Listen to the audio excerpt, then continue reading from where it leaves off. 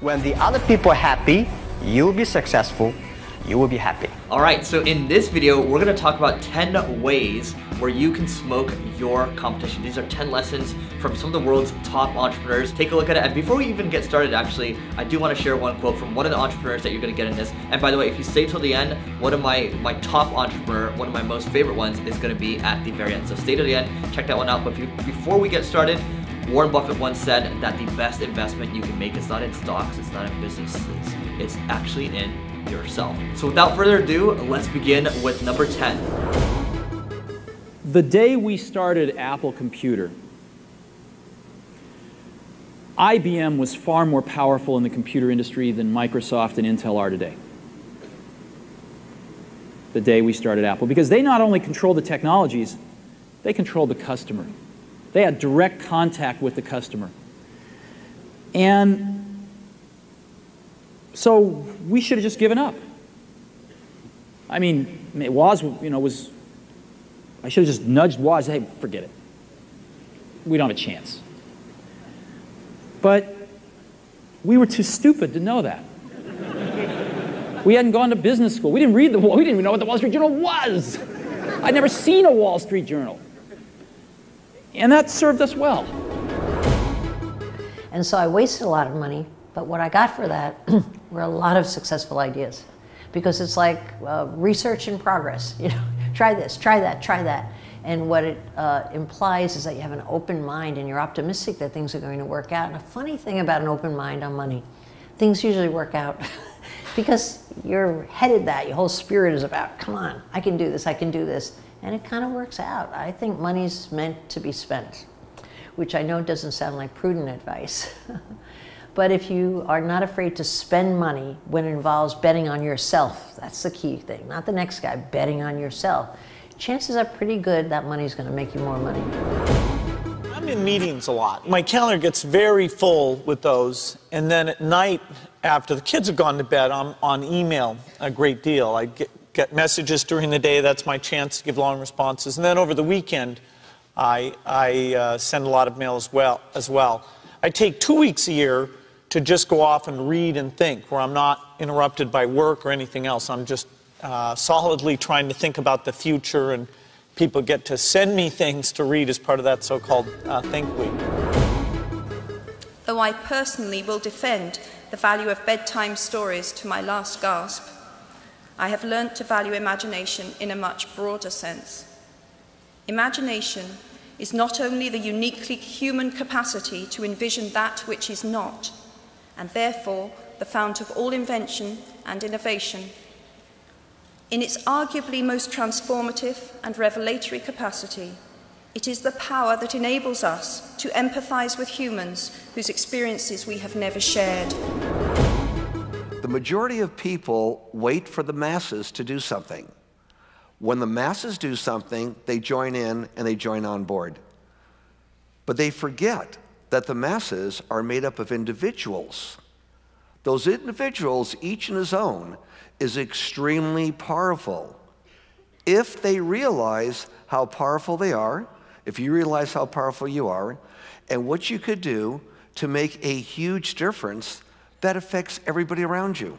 Every time you do something for somebody else and ask absolutely nothing in return, you get the greatest high of your life. Nothing exceeds it. And I know about highs, I was a child of the 60s. But doing something for somebody else, asking nothing in return, nothing could possibly surpass that. You know, we have direct access to our customer, because I'm into social media and I want to hear feedback from parents, how they like our products and what they would like to change, and how they would like to innovate on these products. To have like a brand that's for parents, that, you know, is made by parents, and then we're listening to parents on how to change and grow and evolve. One of the things that companies do, or startups do, they come up with an idea, they'll Google it, and if they don't see it in the first 2 pages, they think it's original. You got to go back, right? Because over the past 15 years, there's so many different businesses that have tried and failed.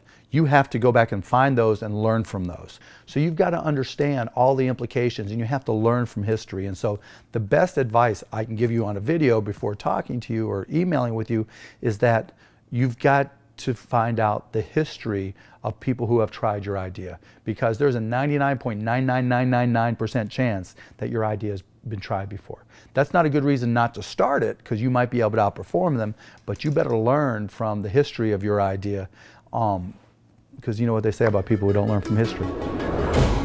So I come from a centered place. I come from a focused place. I come from compassion. It's just my nature. I come from a willingness to understand and to be understood. Right. And I come from wanting to connect. I mean, the secret of that show for 25 years is that people could see themselves in me.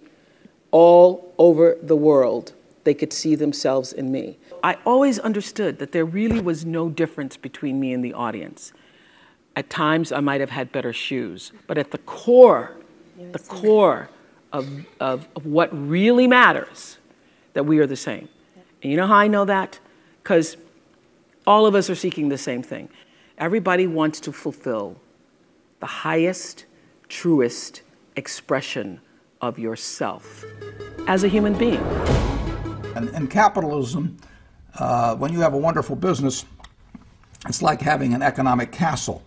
And the nature of capitalism is that people want to come in and take your castle. It's perfectly understandable. I mean, if I'm selling television sets or something, there's going to be 10 other people that are going to try and sell a better television set. If I have a restaurant here in Omaha, people are going to try and copy my menu and give more parking and take my chef and so on. So capitalism's all about somebody coming and trying to take the castle. Now, what you need is you need a castle that has some durable competitive advantage, some castle that has a moat around it. And that moat, one of the best moats in many respects, is to be a low-cost producer.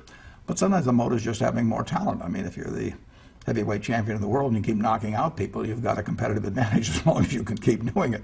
And it's very profitable if you're the one that happens to be able to do it. I tell you, I'm lucky to know a lot of famous people.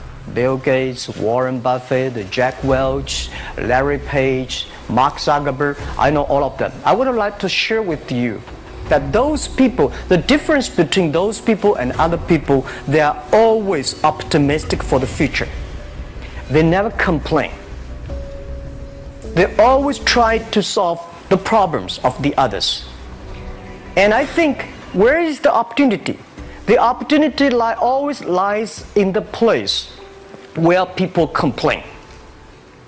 Some people sit there complain, you think, if I can solve that complaint, that's the opportunity.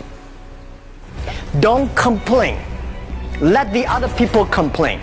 Those people complain, those people who fail. Alright, so I hope you enjoyed this. Let us know in the comments who you think is the best entrepreneur ever. So it doesn't have to be in the 10, but ever, right? We just gave you our top 10, and these can change from time to time, but let us know in the comment who you like the most, and maybe we'll do a video on them in the future. So again, don't forget to leave a comment, subscribe, tell your friends about it, and we'll see you in the next video.